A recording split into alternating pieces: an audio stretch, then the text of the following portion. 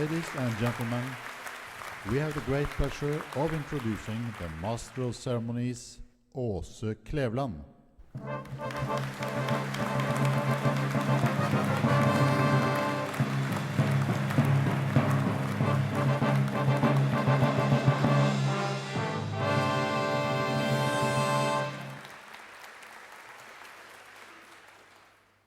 Your Royal Highness, Laureates, Excellencies, ladies and gentlemen, it is truly a great pleasure and a great honor to welcome you all to this historic event, the first award of the Kavli Prize. Today, we shall honor the scientific and technological achievements in the fields of astrophysics, nanoscience, and neuroscience, scientific fields of major importance in the 21st century. The intention of the prizes is to reward outstanding research and to raise public awareness of the importance of basic research for all areas of social development, and thus improving the lives of people all around the world. The 3 Kavli prizes will be awarded every 2 years, and they consist of a diploma, a medal, and $1 million. The awards are made in cooperation with the Norwegian Academy of Science and Letters, the Ministry of Education and Research, and the Ministry of Foreign Affairs. The Kavli prizes stand out by their size and by the fact that they have been inaugurated and sponsored by one private individual. The physicist, inventor, businessman, and philanthropist Fred Kavli, born in the village of Eresfjord in beautiful Romsdal, nestling between mountains and fjords. Kavli was trained as a physicist at the Norwegian Institute of Technology in Trondheim, financing his studies with the proceeds from a business venture that he and his brother ran during World War II. 3 days after receiving his degree, he left for Canada, and 1 year after went to the United States. He found work at a company that manufactured feedback flight controls for the Atlas rockets, and rose to the position of chief engineer after 2 years. Sometimes later, he resigned his post and he put a small advertisement in the Los Angeles Times. Engineers seeking financial backing to start own business. But there was a number of parties showing interest, and this was the start of his own company, Kavli Co., and a fantastic industrial success. Under his leadership, the company became one of the world's largest and most successful suppliers of sensors for aeronautic, automotive, and industrial applications. In the year 2000, Kavli sold Kavli Co. and established the Kavli Foundation to support his vision and work through an international program of research institutes, prizes, professorships, and symposia. Today, the moment has come for the first Kavli prizes to be awarded, and this ceremony opens with a procession. And in this connection, I must say to all the members of the academic community to ask you to restrain your acquired reflexes and remain seated. The procession is headed by the President and the Vice President of the Norwegian Academy of Science and Letters.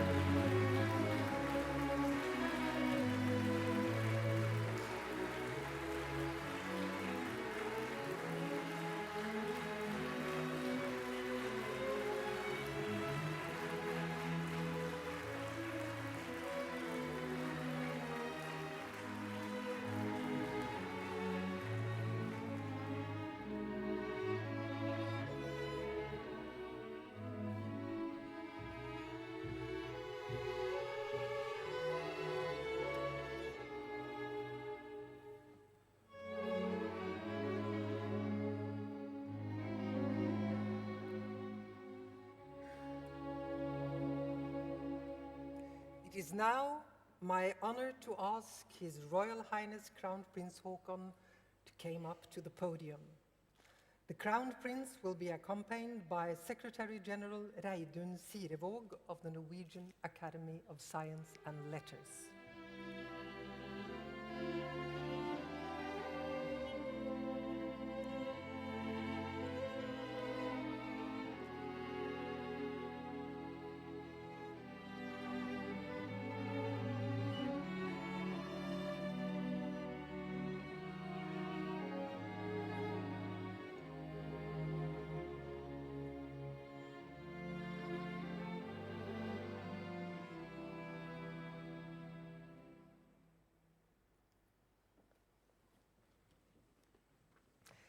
Well, it is our wish that this awards ceremony shall be a meeting between science and art, here represented by music.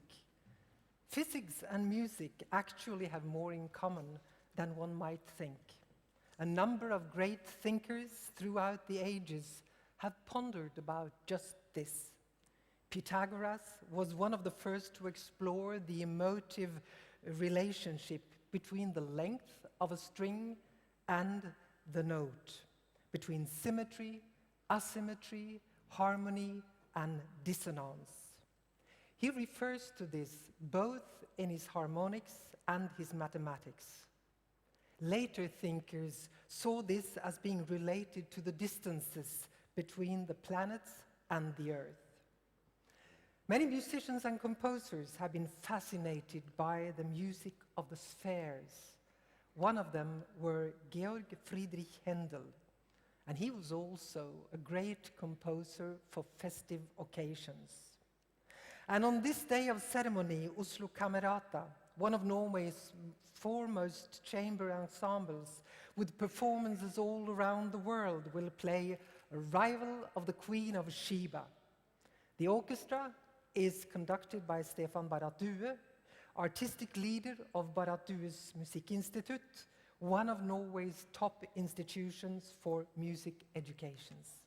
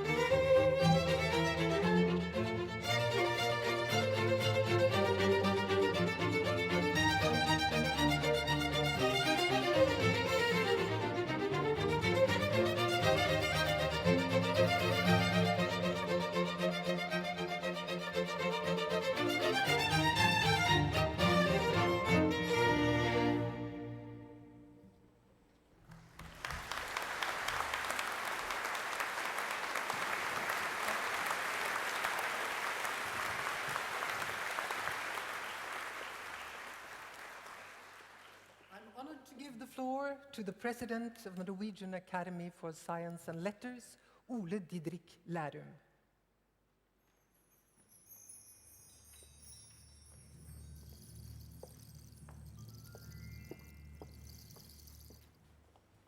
Your Royal Highness, Excellencies, ladies and gentlemen, on behalf of the Norwegian Academy of Science and Letters, I'm very pleased to wish you welcome to this first award ceremony for the International Kavli Prizes in Astrophysics, Nanoscience, and in Neuroscience.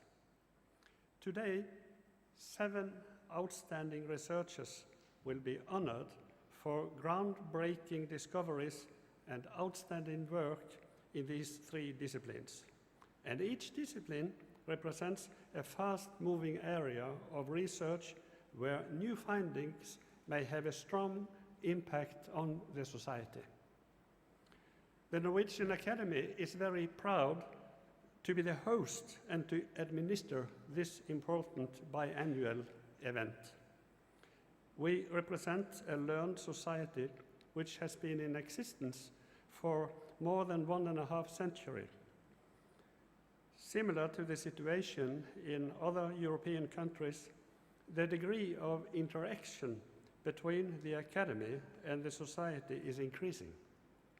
At the same time, the society is becoming more receptive to innovations and new, sometimes even controversial knowledge from the scientific community.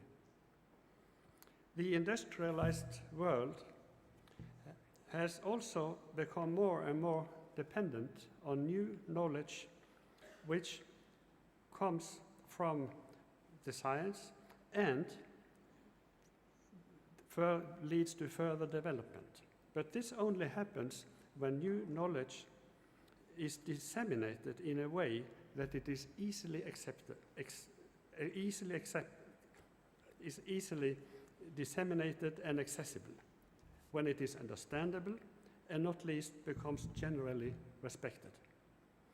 In a world dominated by technology, a huge amount of information is within reach for all citizens. But still, there is a substantial discrepancy between the exposure to an endless flow of more or less useless information and the real learning of new knowledge. The Kavli Prizes can indeed contribute to the development of the society through research. If the award of a scientific prize becomes generally respected in the scientific communities, the new knowledge will more easily have a general impact. When, in addition, the award is accompanied by scientific symposia, other meetings, and transmission of the important new findings to the media, the discoveries may lead to a general public awareness. Perhaps even chain reactions may result. Today, we feel that we are in a fortunate situation. The visions of Fred Kavli and his generous donations were the basis for establishing these prizes.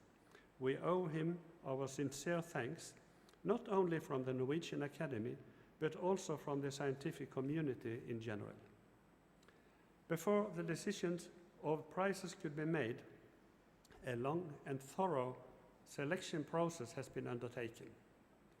Some of the most outstanding scientific academies and science organizations in the world, these are the Chinese Academy of Sciences, the French Academy of Sciences, the Max Planck Society in Germany, the National Academy of Sciences of the US, and the Royal Society of London, they have first been active in selection of the prize committee members. Then the committees have done an extensive work to select possible candidates from which the final list of laureates has been chosen. It is no wonder that when we announced the names of the recipients of the Kavli Prizes in May this year, there was an immediately a general acceptance of the decisions.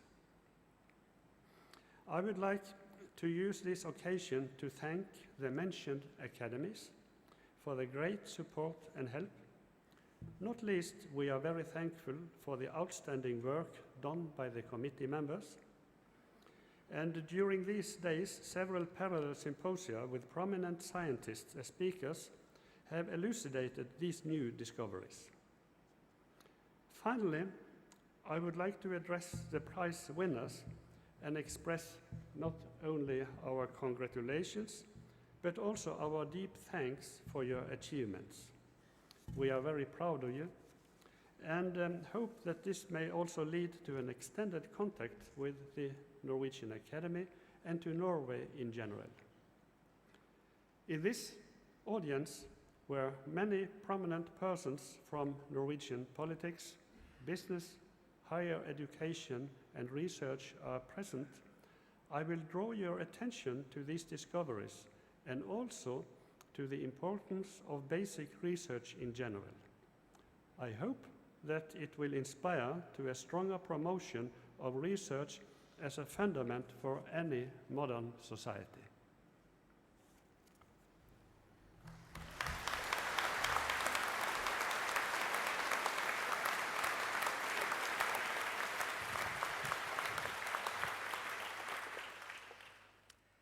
Wherever we live on this planet, all human beings share a relationship to the universe and to outer space. When the full moon shines so brightly that we can read a newspaper outside on a freezing cold winter night without a torch, we know that in other places, far away, other people are staring out at the same universe, the same moon, but from another angle. The universe ties us as human beings together, learned and unlearned, rich and poor. It was only in the last century did scientists really begin to understand the physics of the cosmos, putting eyes to telescopes and pencils to paper. 20th century observers and theorists were the first to grasp the vastness of space and glimpse the diversity of its contents. The moment has come to honor two scientists with a Kavli Prize in Astrophysics. The laureates are Professor Martin Schmidt and Professor Donald Lyndon Bell.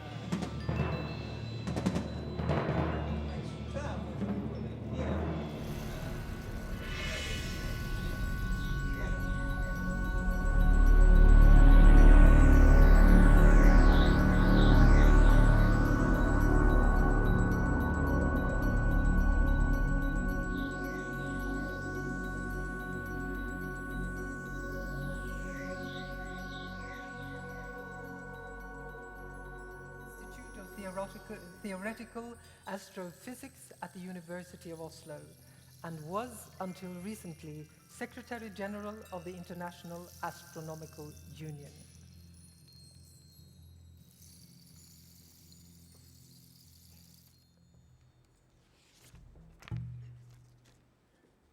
The Kavli Prize in Astrophysics for 2008 is awarded to Martin Schmidt and Donald Lynden Bell for their fundamental contributions to understanding the nature of quasars.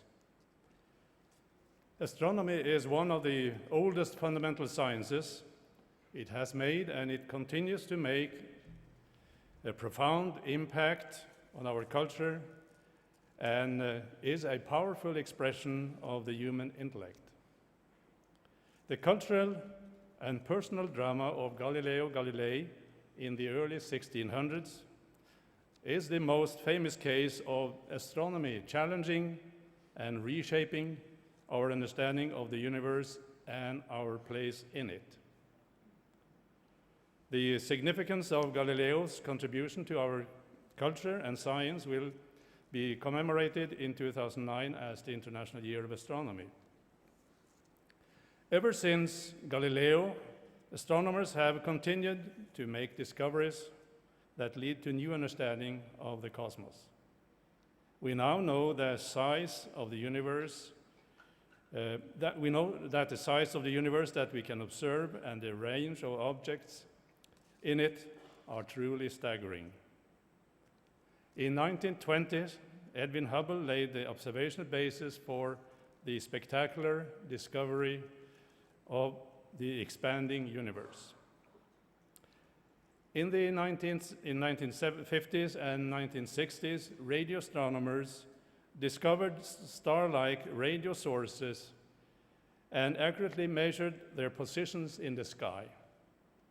They called them quasi-stellar sources, or quasars, but had no explanations for them. Then, in 1963, Martin Schmidt unlocked the gate to the far reaches of the universe by correctly interpreting the optical spectrum of a particular quasar, 3C273. His insight immediately showed that this object is extremely luminous and very distant, rather than being a star in our own galaxy. The extraordinary power emitted by quasars required an extraordinary engine that could provide such enormous energy output. In 1969, Donald Lynden Bell proposed that a quasar's emission originates in the gravitational energy that is released as stellar and interstellar matter swirls into, accrete, or accumulate on a massive black hole.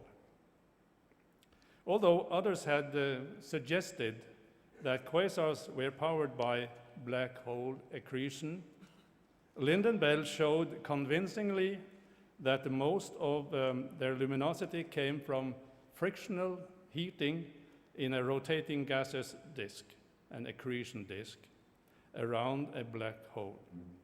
He developed an approximate model for the spectrum of radiation and suggested that black holes commonly exist at the centers of galaxies. Lynden Bell also pointed out that many nearby galaxies might contain dead quasars that no longer shine, but do have massive black holes at their centers. These objects, he suggested, might be detected by the gravitational influence on nearby stars, a prediction that has been observationally confirmed. The achievement of Martin Schmidt and Donald Lynden Bell are extraordinary for their scientific insight and influence. By solving one puzzle associated with one particular type of radio emissions in the sky, they uncovered a new puzzle concerning the enormous energy output of far distant quasars, which subsequently revealed extraordinary new features of our universe. Martin Schmidt's and Donald Lynden Bell's seminal work leading to our understanding of the nature of quasars dramatically expanded the scale of the observable universe and led to our present view of a more violent universe in which massive whole plays a key role. I ask Martin Schmidt and Donald Lindenbell to come forward to receive their first Kavli Prize in Astrophysics from His Royal Highness Crown Prince Haakon.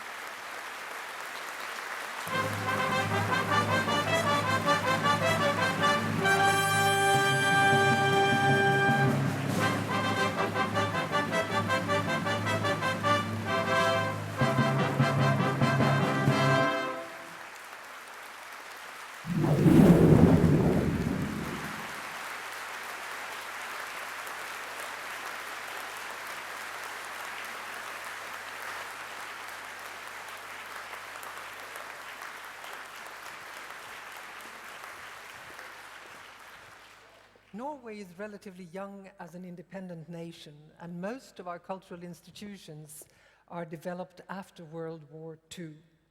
Music has been an important area of focus, and there has been an extraordinary recruitment of young musicians in all genres, and we take great pride in those. You will meet some of them today, all students at the Barrat Due Music Institute. First, the two young sisters, Sara and Katarina Chen. And in spite of their young age, they have toured big, important cities over the world, played with big orchestras, and have won a number of international awards. Above all, they are outstanding models for future generations of musicians. So, as soloists with Oslo Camerata, they will play Navarra for two violins by Pablo de Sarasate.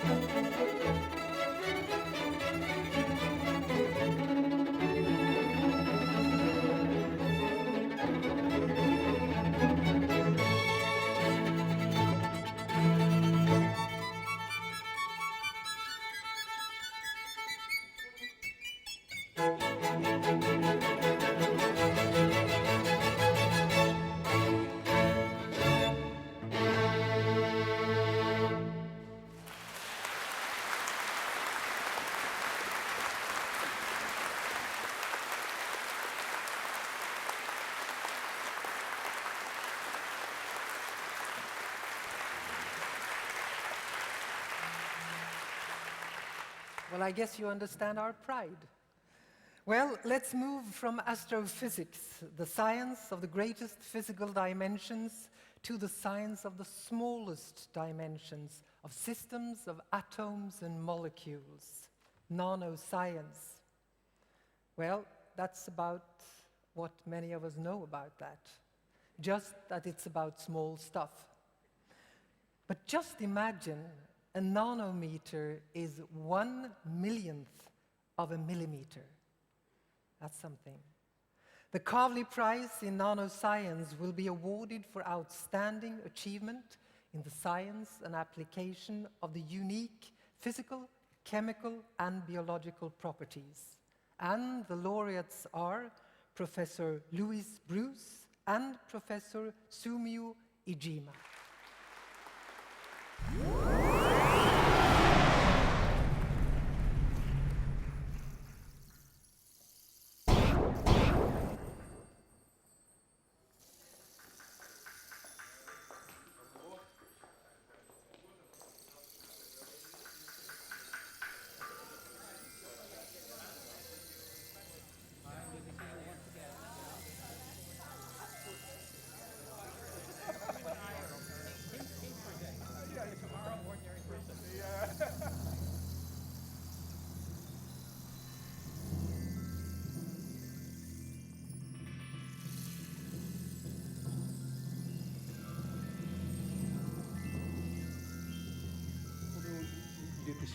これたくさん入ってる。でこれ今モデルだからって同じ大きさで入らない。これもう少し太いのをこうするとこの中に入る。この中にくっついてでこれをそういうナノメートル入れ物ですね。そういうのに使う。でこれちょっと今話してしまうんですけど、これはプラーレンがナノチューブの中に入ってるんですよね。でそのナノチューブの中にさらにページこれが先ほどのプラーレン動いてこの中にさらに原子がでそれをナノチューブになる。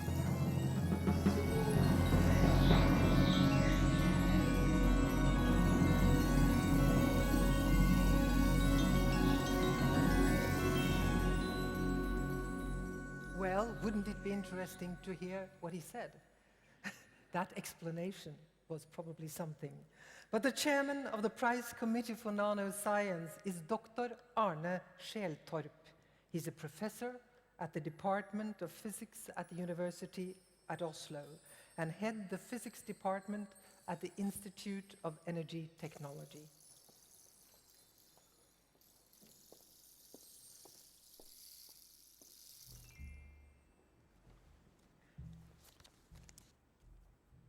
The 2008 Kavli Prize in Nanoscience is awarded to Louis Bruce and Sumio Ijima for their large impact in the development of the nanoscience field of the 0 and 1-dimensional nanostructures in physics, chemistry, and biology. Nanoscience is the science of the extremely tiny. It involves the study and manipulation of matter at the scale of nanometers, 1/1000th of a meter, or about 100,000 times less than the width of a human hair. Nanoscience is still in many ways in its infancy, but is widely seen as having huge potentials for the health and well-being of mankind. Louis Bruce of Columbia University in the US made a fundamental discovery 25 years ago while studying the optical properties of tiny semiconductor particles dispersed in water. Collaborating with colleagues, Bruce made smaller and smaller particles and realized that these nanocrystals, now commonly known as quantum dots, had a number of very interesting size-related properties that could prove highly useful in a variety of fields. When you look at the stained glass window, the red on yellows are produced by nanoparticles similar to those discovered by Bruce. He thus managed to do it using semiconductors, making a substance that can change its color on demand. and by doing so made sort of a liquid quantum stained glass windows. They are both beautiful and incredibly useful. As a result of Bruce's pioneering work, many scientists around the world are investigating the use of quantum dots as markers to study molecular interactions and changes in biological systems, in medical applications such as early cancer identification, tumor imaging, and drug delivery. Others are using them to develop more efficient and accurate computer displays, advanced photovoltaic cells with increased flexibility and efficiency. Sumio Iijima of Mayo University, Japan, is widely known as a scientist who discovered carbon nanotubes. Although these structures and their properties had been studied prior to his landmark publication 17 years ago, it was his work that triggered unprecedented interest and further research in the subject. Iijima's eureka moment came in 1991 while examining crushed carbon dust made as a result of applying an electric current to carbon rods, forming an arc discharge. His expertise in the use of electron microscopes allowed him to deduce that carbon atoms formed tubes resembling rolled up chicken wire. The unusual properties of these nanotubes offer a wide range of potential applications. They are the strongest material known to man and many times stronger than steel at 1/6 of the weight. Researchers have already exploited this through their use in composite materials to improve the strength and durability of everyday items as diverse as sports equipment and construction materials. The electrical and thermal properties of nanotubes vary according to the way they are created and their diameter. They can have semiconducting or metallic properties depending on their atomic structures. This means that they have potential uses in the production of conductive plastic films and electronic components. Nanoscience deals with the very building blocks of nature. The biological systems that surround us are full of nanoscale systems and components. In the course of the evolutionary process, nature has, over millions of years, developed smart solutions. Nature can just make things that can run, jump, fly, and heal themselves. Nanoscience is our human attempt at making things as complicated and incredible as nature creates. The creation of quantum dots and nanotubes can be seen as one of the first steps in our attempt to create our own version of biology. It takes great scientists like Bruce and Iijima to see something simple and to understand its significance. They both looked for and found something new along the long road towards creating smart solutions to urgent needs facing us in the fields of energy, the environment, and health. This is a hallmark of curiosity-driven basic research and in a Fred Kavli spirit. I will therefore ask Louis Bruce and Sumio Iijima to come forth to receive their 2008 Kavli Prize in Nanoscience from His Royal Highness Crown Prince Haakon.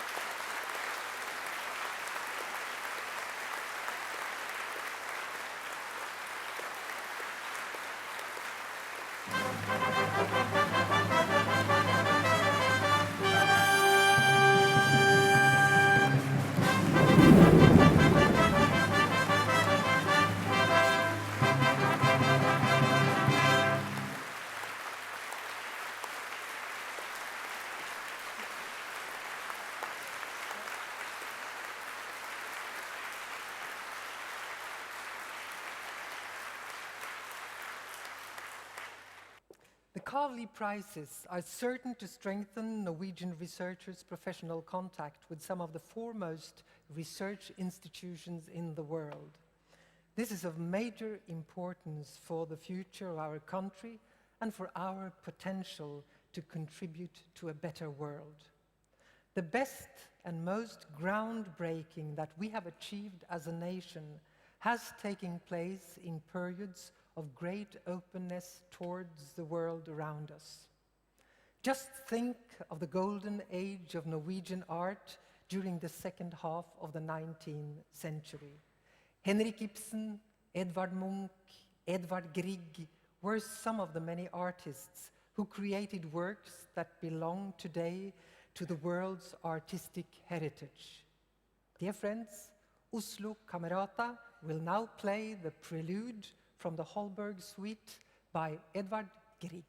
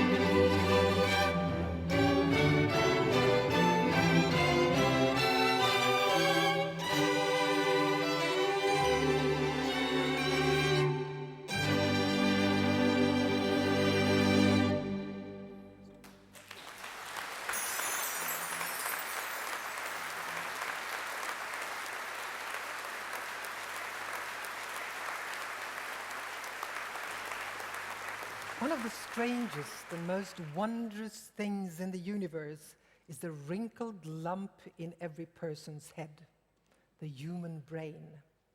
Within the brain are 100 billion neurons that give us the ability to see, to smell, to move, as well as think, weep, and read.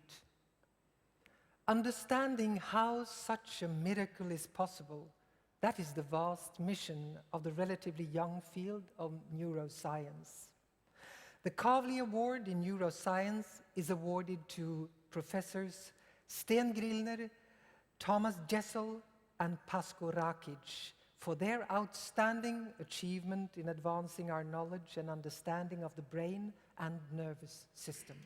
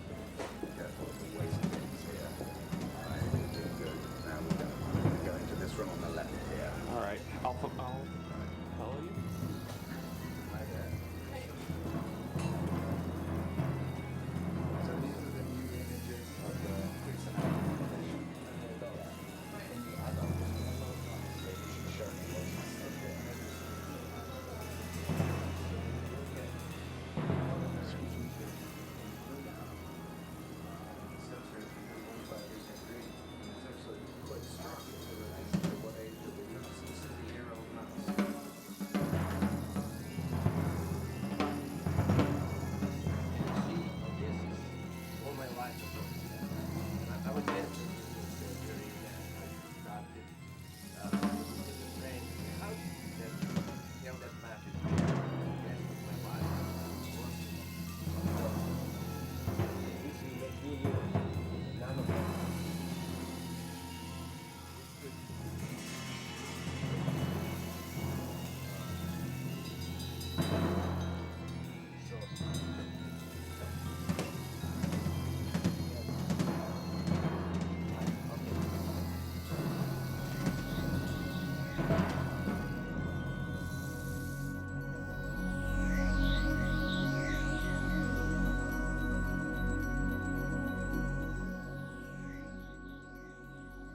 Well, it is a great pleasure for me to introduce the chairman of the Committee for Neuroscience. Dr. Jon Storm Mathisen is a professor at the Center for Molecular Biology and Neuroscience at the University of Oslo.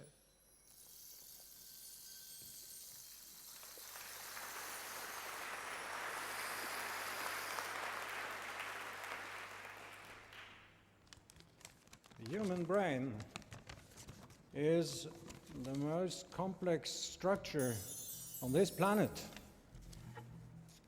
It makes us able to understand even astrophysics and nanoscience. The brain is the seat of our consciousness, indeed of our conscience, of our feelings, thoughts, decisions, memories. It is what we are. We know that the brain contains immense numbers of nerve cells called neurons that form networks of nerve fibers, making even larger numbers of contacts known as synapses. The neurons generate electrochemical signals in the circuits of the neuronal networks. But precisely how is this most complex structure organized? How is it put together? How does it work? The inaugural Kavli Prize in Neuroscience goes to 3 researchers who have provided in-depth understanding and answers to these questions at levels never achieved before. The Kavli Prize in Neuroscience 2008 goes jointly to Sten Grillner, Thomas Jessel, Pascal Rakic, in alphabetical order, for discoveries on the developmental and functional logic of neuronal circuits. Pascal Rakic, originally a neurosurgeon, started his scientific career in Belgrade in Croatia already in the 1960s, then moved to Boston and has since worked in the United States. The human brain is distinguished by its large cerebral cortex. Rakic discovered molecular and cellular mechanisms of how neurons migrate from the inside of the embryonic brain to form multi-layered 3-dimensional structure of the fully developed cerebral cortex. He showed that the developing neurons travel along guiding spokes of supporting cells called radial glia, a cell type whose role was previously unknown. From the two-dimensional inner layer of the embryonic neural tube, modules shaped like columns are formed and densely packed, somewhat like an array of computers in a gigantic computer cluster. The extensive folding of the human cerebral cortex gives room for a large number of such modules. Thomas Jessel, originally from England, also did most of his work in the United States.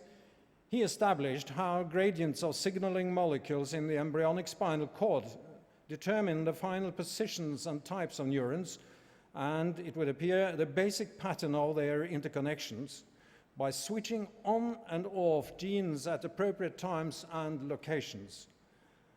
This decides how various types of sensory neurons, motor neurons, and interneurons are formed and establish neural circuits that mediate reflex behavior and motor coordination. The knowledge gained here also made it possible to induce embryonic stem cells to develop into mature functioning motor neurons in the live animal, revealing partly the secrets of what steers cell development and also providing a proof of principle for stem cell therapy. While Jesuit studies have mostly been performed in the spinal cord, the same principles are valid also for the brain. Sten Grillner, working in Sweden, studied locomotion. He utilized the relatively simple spinal cord of a primitive fish to unravel principles that appear to be valid for spinal cords of all vertebrates, including man. These are similar to principles that govern more complex behaviors than swimming, mediated by other parts of the central nervous system. Grillner elucidated the neuronal circuit that produces locomotion, the so-called central motor pattern generator, and how this generator is influenced by connections from the brain and by external stimuli. He identified the chemical signals and receptor molecules of the different components of this circuit and described the system mathematically so that motor behavior could be simulated by a computer based on neuronal activity. A practical consequence of this knowledge is the implementation of strategies to reactivate the central pattern generators to induce walking in patients who are lame after spinal cord injury. The basic research of the prize winners has provided new understanding that is required for future treatment of patients, precisely in the spirit of Fred Kavli. Mr. Kavli emphasizes the indispensable and often unpredictable usefulness of curiosity-driven basic research. Basic research is an inherent activity of the human brain and indeed of human culture. Incidentally, and very appropriately, the realm of our hostess, the former Minister of Culture. I now call upon the winners of the first Kavli Prize in Neuroscience, Sten Grillner, Thomas Jessel, and Pascal Rakish, to come forth to receive the prize from His Royal Highness Crown Prince Haakon.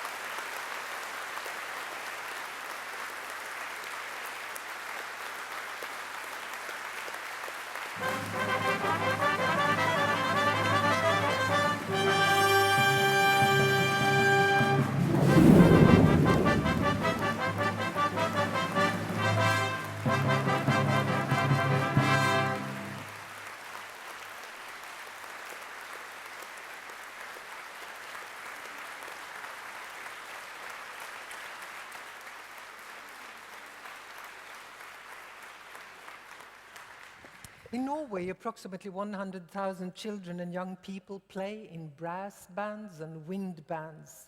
This is a pro capita world record that we are very proud of. And one of the reasons for this, I think, is the important role that these bands play in the celebration of our National Day. And we are proud to have with us today one of the oldest and most beloved wind bands in Norway, Kampen Janitsjar. You met them at the entrance when we started the concert. You will soon meet them again. Some of them participate here. And Frode Tingnes is their conductor. He has also arranged and conducted the non-classical music that you will hear during this ceremony. When it comes to young players of brass instruments, Tine Ting Helseth is in the front row. She has played the trumpet since she was 7. The many prizes she has won include most recently the Norwegian Grammy. So with Oslo Camerata, Tine will now play the third movement of Trumpet Concerto in E-flat major by Johann Baptist Georg Neruda.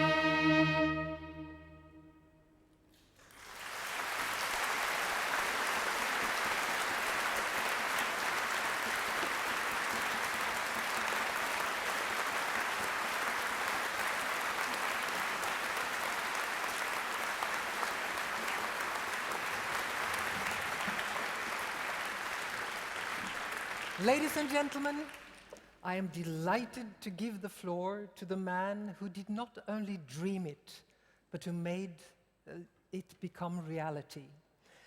Ladies and gentlemen, the chairman of the Kavli Foundation, Fred Kavli. The floor is yours.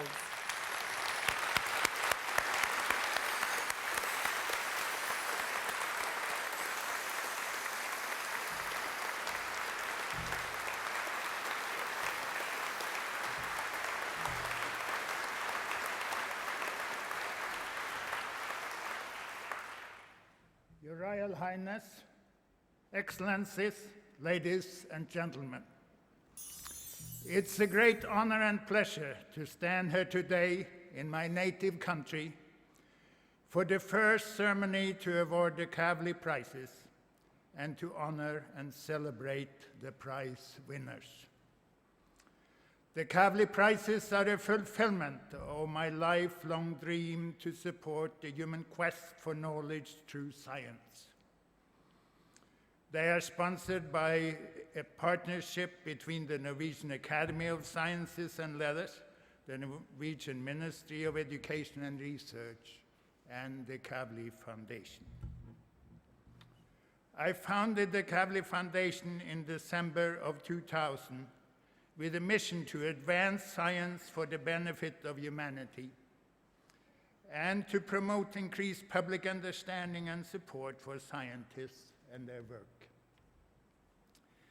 My interest in science goes back many years. As I grew up in Norway, I would ski across the vast expanse of the quiet and lonely mountain. At times, the whole sky was aflame with the northern lights, shifting and dancing across the sky down to the white-clad mountain tops.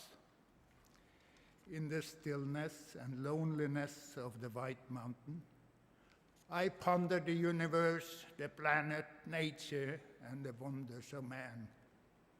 I'm still pondering.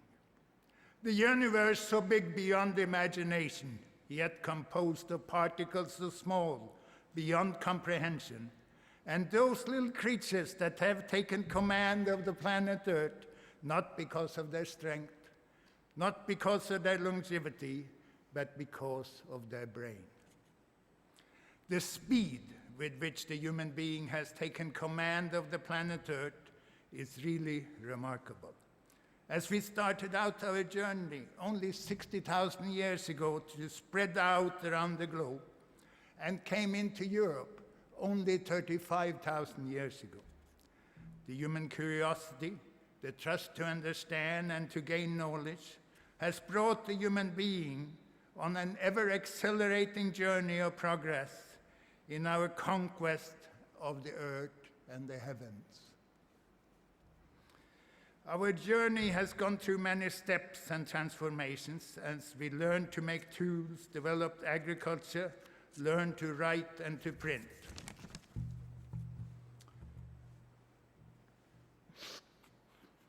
Just a couple of centuries. During just a couple of the last centuries, we have learned to multiply our physical power through the creation of engines and electricity.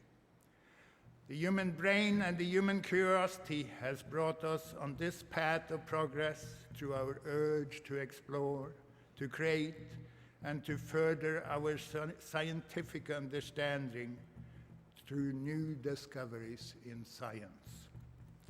Benefits of science may lay far into the future, and the benefits may be hard to predict.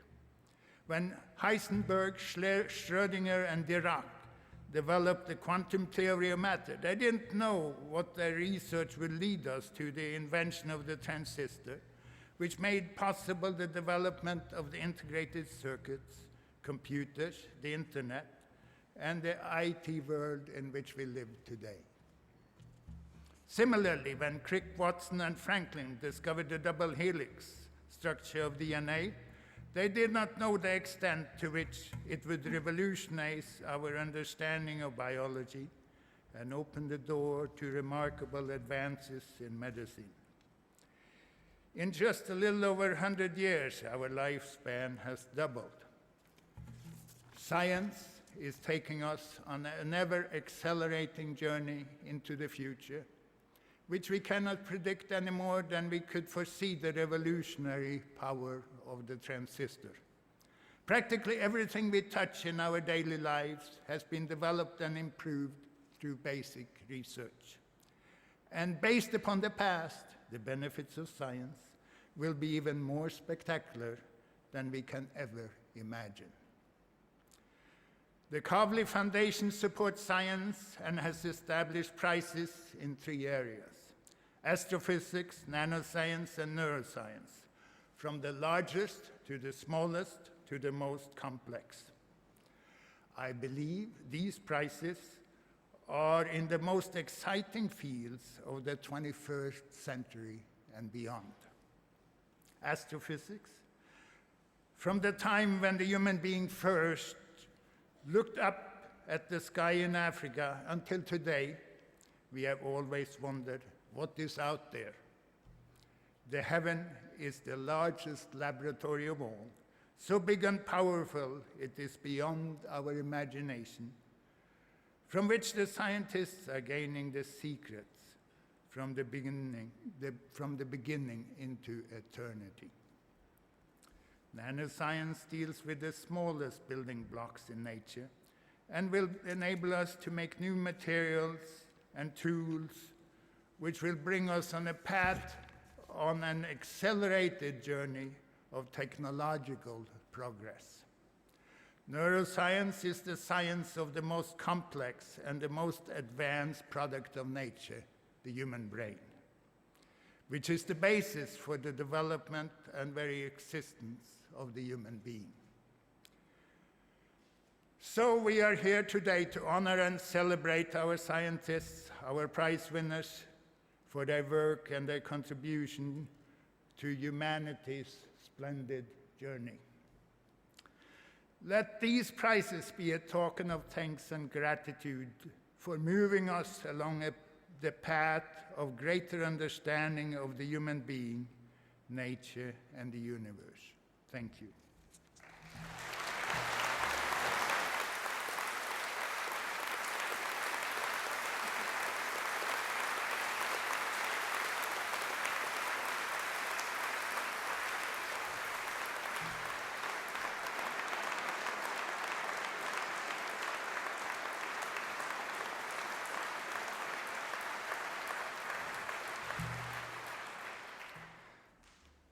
Right now is a very special occasion for the royal family with the 40th wedding anniversary of the King and Queen. So I especially want to thank His Royal Highness the Crown Prince for being here with us today and for his participation in the prize ceremony and presentation of the awards. Thank you.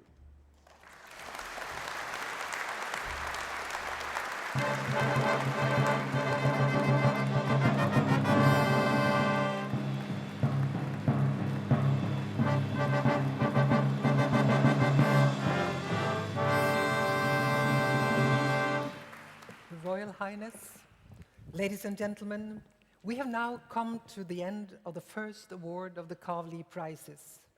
Fred Kavli can rest satisfied that his great vision has become a reality, and the scientific community can rejoice over the attention that has been bestowed upon them.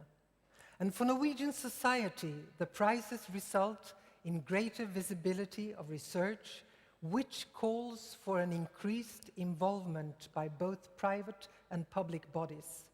This applies not least for basic science and research. With the 3 Kavli prizes, the Nobel Peace Prize and the Abel Prize for Mathematics, Norway is now hosting and has responsibility for 5 important international prizes in areas of crucial importance for the future of the world.